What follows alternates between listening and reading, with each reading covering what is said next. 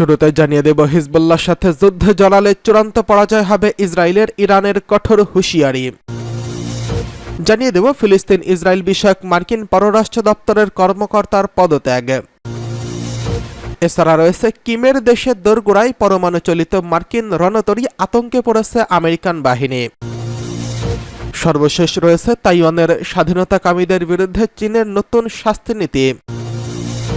হিজবুল্লাহর সাথে যুদ্ধে চূড়ান্ত পরাজয় হবে ইসরায়েলের। ইরানের হুঁশিয়ারি।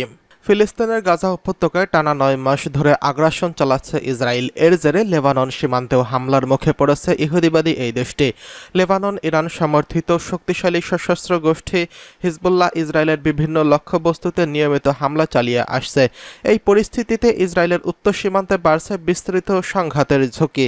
আর এমন অবস্থায় ইরান হুঁশিয়ারি দিয়ে বলেছেন, হিজবুল্লাহর সাথে যুদ্ধে ইসরায়েলের চূড়ান্ত পরাজয় হবে।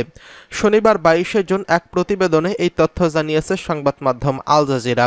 প্রতিবেদনে বলা হয়েছে, হিজবুল্লাহ নিজেকে এবং লেবাননকে রক্ষা করতে সক্ষম বলে জানিয়েছে ইরান। একই সঙ্গে ইসরায়েলকে সতর্ক করে দিয়েছে দেশটি। তারা বলেছে, লেবাননের সশস্ত্র গোষ্ঠীর সাথে সর্বাত্মক যুদ্ধে ইসরায়েলের চূড়ান্ত পরাজয় হবে। ইরানের এমন হুঁশিয়ারি এমন সময় এলো যখন লেবাননের ইসরায়েলের বড় ধরনের হামলার আশঙ্কা বাড়ছে। গত শুক্রবার সোশ্যাল মিডিয়ায় দেওয়া এক পোস্টে জাতিসংঘে নিযুক্ত ইরানের মিশন বলছে, নিজেকে বাঁচাতে দখলদার ইসরায়েল যে কোনো দুর্বিসন্ধিমূলক সিদ্ধান্ত এই অঞ্চলকে আরও একটি নতুন যুদ্ধে নিমজ্জিত করতে পারে, যার পরিণতিতে লেবাননের অবকাঠামো এবং সেই সাথে 1948 সালের অধিকৃত অঞ্চলগুলো ধ্বংস হতে পারে। বিবৃতিতে বলা হয়েছে, সম্ভাব্য এই যুদ্ধে নিঃসন্দেহে একটি পক্ষের চূড়ান্ত পরাজয় হবে এবং সেটি হবে ইহুদিবাদী ইসরায়েলের। হিজবুল্লাহ নিজেকে এবং লেবাননকে রক্ষা করার মতো ক্ষমতা রয়েছে। সম্ভবত এই অবৈধ সরকারের পতনের সময় এগিয়ে এসেছে। অবশ্য ইসরায়েল গত শুক্রবার ইরান সমর্থিত হিজবুল্লাহকে হুমকি দিয়েছেন এবং লেবাননে ইরান সমর্থিত শক্তিশালী সশস্ত্র গোষ্ঠী হিজবুল্লাহর মোকাবিলা করার বিষয়ে ইসরায়েলি পররাষ্ট্রমন্ত্রী ইসরায়েল কাটুস বলেছেন, শিগগিরই আমরা প্রয়োজনীয় সিদ্ধান্ত নেব। তিনি বলেন, মুক্ত বিশ্বকে অবশ্যই ইরান এবং চরমপন্থী ইসরায়েলের নেতৃত্বে মন্দ অক্ষের বিরুদ্ধে যুদ্ধে ইসরায়েলের সাথে নিঃশর্তভাবে ঘুরে দাঁড়াতে হবে। আমাদেরও যুদ্ধ, আপনারও যুদ্ধ। অন্যদিকে হিজবুল্লাহর প্রধান হাসান নাসারুল্লাহ বলেছেন, যদি ইসরায়েলি সামরিক বাহিনী লেবানন জুড়ে যুদ্ধে জড়ায় তবে তার দল ইসরায়েলের পুরো ভূখণ্ড জুড়ে লক্ষ্যবস্তুতে আঘাত করার জন্য তার রকেট এবং ড্রোন ব্যবহার করবে।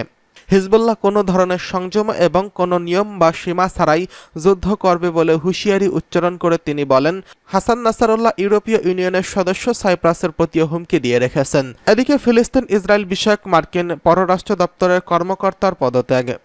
গাজা যুদ্ধের ভিতরেই ফিলিস্তিন ও ইসরায়েল বিষয়ক মার্কিন পররাষ্ট্র দপ্তরের একজন শীর্ষ পর্যায়ের কমান্ডার পদত্যাগ করেছেন। পদত্যাগপত্রে তিনি বিশেষ কোনো কারণ উল্লেখ করেননি এবং ব্যক্তিগত কারণ দেখিয়েছেন। অ্যান্ড্রু মিলার নামের এই ফিলিস্তিন ও ইসরায়েল বিষয়ক ডেপুটি অ্যাসিস্ট্যান্ট সেক্রেটারি পদত্যাগের কথা নিশ্চিত করেছেন পররাষ্ট্র দপ্তরের মুখপাত্র ম্যাথিউ মিলার। ওয়াশিংটন পোস্ট পত্রিকা অ্যান্ড্রু মিলারের পদত্যাগের খবর দিয়েছে। পদত্যাগ করা অ্যান্ড্রু মিলার সম্পর্কে মার্কিন পররাষ্ট্র দপ্তরের মুখপাত্র বলেন, তিনি এমন একজন ব্যক্তি যিনি ফিলিস্তিনের অধিকার এবং ফিলিস্তিনের রাষ্ট্রের দৃঢ় সমর্থক ছিলেন। একজন মার্কিন কর্মকর্তা বলেন, অ্যান্ড্রু মিলার মার্কিন প্রশাসনের উপর চাপ সৃষ্টি করেছিলেন যাতে বাইডেন প্রশাসন ইহুদিবাদী ইসরায়েলের উপর নিজের প্রভাব খাটিয়ে ফিলিস্তিন সংকট সমাধানের দিকে এগিয়ে যায়। ইসরায়েলকে আমেরিকা যে সমর্থন, সামরিক, অর্থনৈতিক এবং রাজনৈতিক সমর্থন দেয় তাকে ইসরায়েলের উপর চাপ সৃষ্টির হাতিয়ার হিসেবে ব্যবহারের পরামর্শ দিতেন অ্যান্ড্রু মিলার।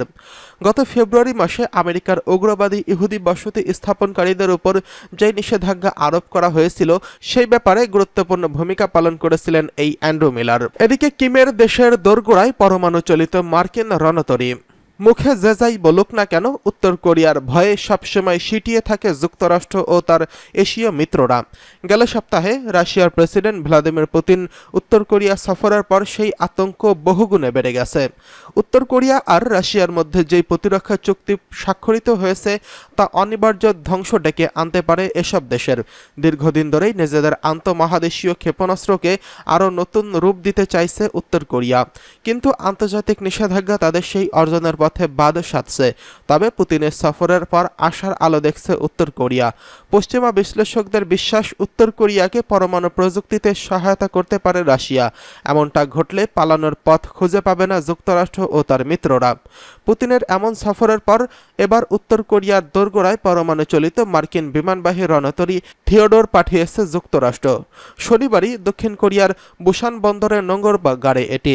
উপসাগরীয় যুদ্ধের সময় থিওডোর পারস্য উপসাগরে মোতায়েন করা হয়েছিল। অত্যাধুনিক মার্কিন এই বিমানবাহী রণতরী ইরাকি বাহিনীর জন্য দুঃস্বপ্নের কারণ হয়ে দাঁড়িয়েছিল। তবে এবার ভিন্ন ভূমিকায় দেখা যাবে মার্কিন এই রণতরীকে। কিছুদিন পর দক্ষিণ কোরিয়া ও জাপানের সঙ্গে মিলে যৌথ মহড়ায় অংশ নেবে থিওডর রুজভেল্ট। গেল আগস্টেই এই 3 দেশের নেতারা সিদ্ধান্ত নিয়েছিলেন তারা এমন একটি নৌমহড়া করবে এবং এই অঞ্চলে চীনের ক্রমবর্ধমান শক্তি বৃদ্ধি এবং উত্তর কোরিয়ার পরমাণু হুমকি মোকাবেলায় এমন মহড়ার ব্যাপারে একমত হয়েছিলেন দেশ 3টির নেতারা। এই নৌমহড়ার নাম দেয়া হচ্ছে ফ্রিডম এজ।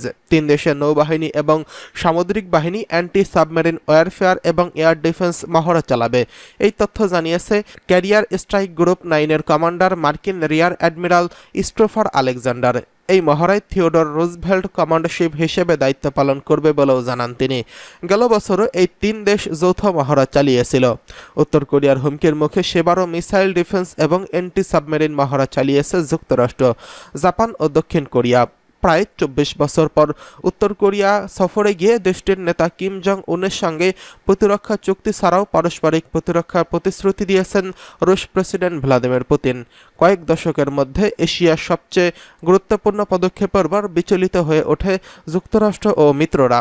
কিমের সঙ্গে পুতিনের সাম্প্রতিক মহরম নিয়ে এমনিতেই আতঙ্ক তৈরি হয়েছিল, কিন্তু পারস্পরিক প্রতিরক্ষার প্রতিশ্রুতি এবং প্রতিরক্ষা চুক্তি সব সীমা অতিক্রম করে গেছে।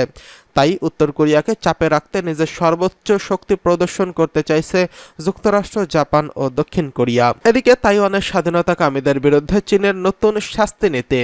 চীন তাইওয়ানের স্বাধীনতার কট্টর সমর্থকদের শাস্তি হিসেবে মৃত্যুদণ্ড দেওয়ার বিষয়টি বিচারিক নির্দেশনায় যুক্ত করেছে। ফৌজদারি অপরাধের গুরুতর মামলায় এই শাস্তি প্রযোজ্য হবে। শুক্রবার চীনের রাষ্ট্রীয় সংবাদ সংস্থা সিনহুয়া এই তথ্য জানিয়েছেন। বেইজিং গণতান্ত্রিক তাইওয়ানকে নিজের ভূখণ্ডের অংশ মনে করেন এবং প্রয়োজনে শক্তি প্রয়োগের কথাও বলে আসছে। সম্প্রতি তাইওয়ানের উপর চাপ বাড়িয়েছে বেইজিং, সামরিক মহড়াও করেছে চীন। গত মাসে তাইওয়ানের নতুন প্রেসিডেন্ট হিসেবে লাই চিং-তে দায়িত্ব নেওয়ার পর সর্বশেষ সামরিক মহড়া করে বেইজিং। সিনহুয়া জানিয়েছে, বেইজিংয়ের নির্দেশিকায় তাইওয়ানের স্বাধীনতার কঠোর সমর্থকদের শাস্তির কথা উল্লেখ করা হয়েছে। এতে বলা হয়েছে, স্বাধীনতার চেতনায় মূল ভূমিকায় নেওয়া রাষ্ট্র ও জনগণের মারাত্মক ক্ষতি করার জন্য এই শাস্তি দেওয়া হবে। যারা স্বাধীনতার পক্ষে ওকালতি করবেন তাদের 10 বছর থেকে শুরু করে যাবজ্জীবন কারাদণ্ড হতে পারে। এই নির্দেশনার পর তাইওয়ানে দ্রুত প্রতিক্রিয়া জানিয়েছে। তাদের দাবি, তাইওয়ানের পর কোনো বেআইনি এখতিয়ার রাখে না বেইজিং। এছাড়া বেইজিংয়ের নিয়ম মানা তাইওয়ানের জনগণের জন্য বাধ্যতামূলক নয়। তাইওয়ানের মেইনল্যান্ড অ্যাফেয়ার্স কাউন্সিলের এক বিবৃতিতে বলেছে, বেইজিংয়ের পদক্ষেপ তাইওয়ান প্রণালী জুড়ে সংঘাত বাড়াতে উস্কানি হিসেবে কাজ করবে এবং এটি বেইজিং ও তাইওয়ানের সম্পর্কের ইতিবাচক উন্নয়নের জন্য সহায়ক নয়।